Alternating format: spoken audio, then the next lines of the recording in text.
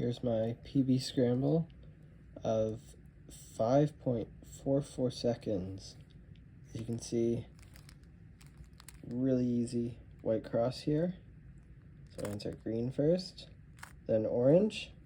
Keep this pair inserted like so. Then I do the blue-orange pair connected here. And then when that happens,